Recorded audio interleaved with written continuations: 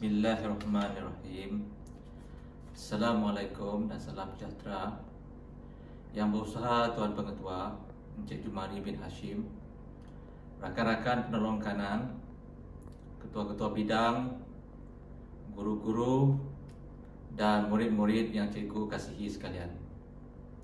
Berjumpa kita untuk sesi perhimpunan di alam maya pada hari ini. Dan hari ini tiba giliran cikgu untuk memberi sepatah dua kata dan peringatan kepada anak-anak murid sekalian. Terlebih dahulu, cikgu ingin memperkenalkan diri cikgu. Cikgu adalah Cikgu Dahlan bin Sulaiman, selaku penolong kanan Hal Ehwal Murid SMK Merbau. Pertama-tamanya cikgu nak ucapkan selamat kembali ke sekolah kepada anak-anak murid yang berada di tingkatan 5 dan 6. Untuk pembukaan sekolah selepas sekolah ditutup sejak sekian lama, dan hari ini tingkatan 5 dan tingkatan 6 sudah mula bersemuka. Cuma SOP perlu dijaga, terutama penjarakan fizikal dan pemakaian pelitup muka. Ingin cikgu ingatkan sekali lagi kepada semua anak murid kepentingan menjaga SOP. Sebab kalau kita tengok sekarang ini, pandemik COVID ini semakin berleluasa. Kes semakin hari semakin meningkat. Tetapi yang penting kita kena jaga SOP, dan penggunaan pelitup muka adalah wajib di kawasan sekolah. Bagi murid-murid yang masih mengikuti PDPR di rumah, teruskan mengikuti ataupun mematuhi SOP yang telah digariskan, supaya kita dapat mengelakkan daripada jangkitan COVID-19. Seterusnya, cikgu mendoakan setiap anak murid supaya kita semua ini sentiasa dilindungi oleh Tuhan dan Allah daripada pandemik ini. Murid-murid sekalian, ingin cikgu tegaskan di sini, proses vaksinasi remaja, yang berumur di antara 12 sehingga 17 tahun, telah dilaksanakan. Cikgu sudah pasti Tuan Pengetua sebelum ini telah memaklumkan tentang proses vaksinasi ini. Untuk pengetahuan anak-anak murid sekalian, ingin cikgu nyatakan di sini beberapa angka-angka ataupun peratusan untuk proses vaksinasi ini. Untuk makluman semua, sekarang ini proses vaksinasi untuk murid-murid tingkatan 3 sehingga 5 yang berumur 16 sehingga 17 tahun telah hampir selesai.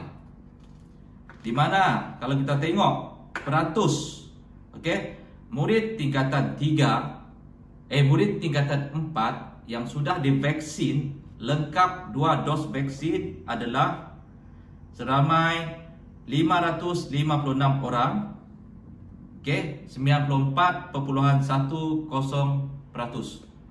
Manakala bagi tingkatan 5, murid yang sudah divaksin adalah seramai 548 orang, membawa peratus 98.48%. Manakala untuk tingkatan 6, di tingkatan 6, murid yang sudah divaksin seramai 227, berbanding dengan enrollment murid sebanyak 228, dan peratusnya adalah 99.55. Itu adalah untuk murid-murid yang sudah lengkap 2 dos vaksin. Seterusnya untuk murid tingkatan 1 sehingga 3 yang berumur 13 sehingga 15, peratus untuk dos pertama, sebab untuk yang berumur 13 sehingga 15 tahun ini, kemungkinan besar pada minggu hadapan, mereka akan divaksin untuk dos yang kedua. Peratus untuk dos pertama ini, tingkatan 1 adalah seramai 607 orang murid, peratusnya 94.89. Manakala tingkatan 2, 586 orang murid yang membawa peratus 94.39. Dan tingkatan 3, 531 membawa peratus 93.9. Okay, cikgu percaya dengan angka-angka yang cikgu bentangkan tadi, yang cikgu sebutkan tadi, okay, apabila sudah sampai tahap ini nanti, sudah sampai waktunya, okay, cikgu berharap semua murid, okay, SMK Merbau sudah menerima, okay, dos kedua, lengkap dos vaksin yang kedua. Okay, itu harapan kita supaya anak-anak murid apabila tiba tempoh masanya nanti, okay, sudah boleh hadir ke sekolah secara bersemuka mengikut pelan pemulihan negara. Untuk makluman semua, sekarang ini kawasan Miri sudah berada di fasa ketiga pelan pemulihan negara. Okay, apabila beralih kepada fasa yang keempat nanti, sudah pastinya banyak lagi tingkatan yang akan mula bersekolah secara bergilir. Itulah norma baru sekarang. Okay, supaya pada satu hari nanti kita dapat kembali kepada keadaan yang asal. Itu harapan kita. Sama-sama kita berdoa ke atas perkara tersebut. Okey, seterusnya cikgu nak maklumkan juga peraturan sekolah, okey, masih berkuat kuasa. Cuma apa yang telah diumumkan oleh Kementerian Pendidikan bagi murid-murid yang sudah datang secara bersemuka di sekolah ini, terutama tingkatan 5 dan tingkatan 6, okey, kalau menghadapi masalah pakaian, okey, uniform sekolah, kita benarkan. Okay, pihak kementerian pun telah benarkan memakai baju T sekolah, okay, dengan tracksuit daripada awal pagi sehinggalah tamat sesi persekolahan. Kalau masih juga menghadapi masalah, okay, tak ada baju uniform, sudah tak muat dan sebagainya, baju t-shirt sekolah pun sudah muat, tak apa, anak-anak murid bolehlah menggunakan baju yang kemas dan sopan. Yang penting penggunaan seluar jeans memang tidak dibenarkan. Okey, itu jelas dalam peraturan sekolah. Okey, gunakanlah pakaian yang kemas dan sopan, dan kasut pun sama. Gunakanlah kasut yang bersesuaian. Tak ada kasut sekolah, boleh guna kasut yang lain, tetapi mestilah sesuai dan kemas. Seterusnya cikgu nak maklumkan, okey, dalam minggu depan, okey, kemungkinan ataupun ada lagi, okey, ada lagi pengumuman daripada pengetua ataupun rakan-rakan pentadbir yang lain. Okey, jadi cikgu harap dengan kesempatan ini teruskan menjaga SOP, okey, teruskan memakai pelitup muka, teruskan menjaga penjarakan fizikal. Mudah-mudahan dengan usaha yang kita lakukan, kita dapat melindungi diri kita dan keluarga kita daripada jangkitan COVID-19. Sekian, wabillahi taufiq wa hidayah. Assalamualaikum warahmatullahi wabarakatuh.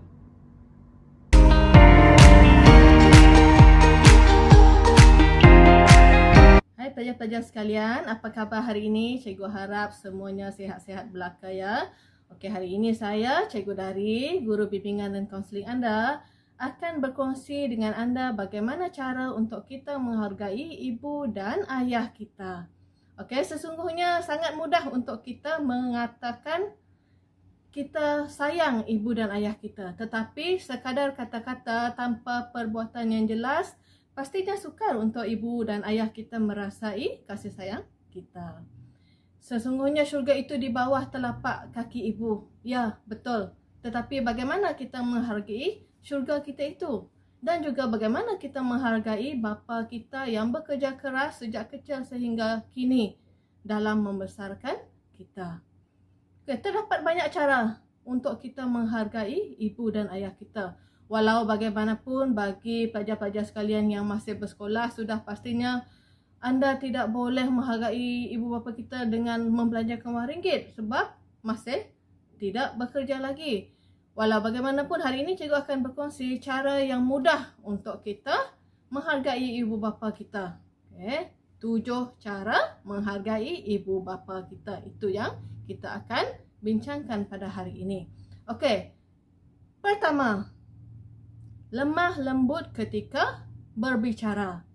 Contohlah ibu menegur si Gwen tadi. Gwen, kenapa guru hubungi mak ni? Ada masalah ke di sekolah? Lepas tu si Gwen ni menjawab pula, sibuklah mak, biarlah urusan saya tu.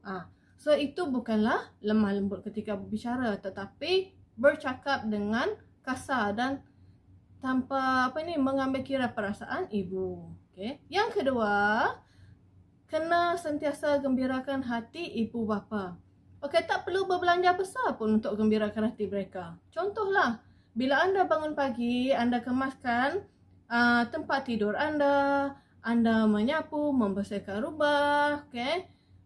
Ataupun membuat air kopi untuk ibu yang keletihan, itu pun sudah cukup menggembirakan hati ibu anda. Hujung minggu, ayah ni dah penat bekerja seminggu.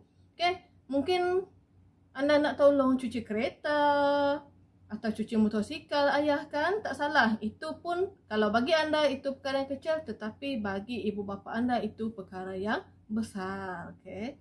Yang ketiga pula, sentiasa mendoakan mereka. Okay, kita ni selalulah buat pasang impian. Okay, saya nak kaya lah. Harap-haraplah keputusan ujian saya kali ni cemerlang. Semuanya skor tinggi-tinggi semuanya. Harap-haraplah saya ni, kawan saya ni macam terlalu banyak harapan, terlalu banyak kita doakan untuk diri kita sendiri. Tetapi adakah kita pernah berdoa untuk ibu bapa kita? So, untuk hargai ibu bapa kita, kita doalah kesihatan mereka, ketenangan jiwa mereka. Doakanlah mereka murah rezeki. Okay? Yang keempat, hubungi ibu bapa anda walau di mana pun anda berada. Contoh, anda di rumah, ibu bapa bekerja, okay? WhatsApp lah mereka, ibu nak makan apa hari ni, mungkin saya boleh masak, belajar-belajar lah masak, akan masak sikit-sikit pun boleh. Ibu dah balik dari tempat kerja, ayah dia dah balik dari tempat kerja tu, dia dah senang hati, awak masak sikit-sikit pun okey. Okay? Dan kalau anda keluar ada urusan apa-apa di luar dan ibu atau bapa berada di rumah, WhatsApp lah, okay, saya akan balik dalam masa 1 jam lagi, dalam masa setengah jam lagi. Beritahu keberadaan anda, beritahu perkembangan anda. Okay? Tak susah kan? Okay. Seterusnya, kelima. Okay? Hargai mereka semasa hari lahir anda. Okay? Birthday saya, cikgu, kenapa saya hargai ni pula, ibu bapa pula? Tidak. Dia macam ni. Bila kita lahir dulu, ibu bapa lah yang paling gembira. Ibu bapa lah yang merasakan mereka insan yang paling bertuah di dunia dengan menyambut kelahiran kita. Okay? Sebab itulah bila birthday kita, kita patutnya lebih melayani ibu bapa kita special lagi. Pada masa itu, satu hari itulah nak tolong apa-apa pun. Sedangkan itu birthday kita. Kerana apa? Kalau bukan kerana mereka, kita tak ada di dunia ini. Okay? Dan seterusnya, keenam, peluk dan cium mereka selalu. Okay, bila dah naik besar ni, kamu selalu malu.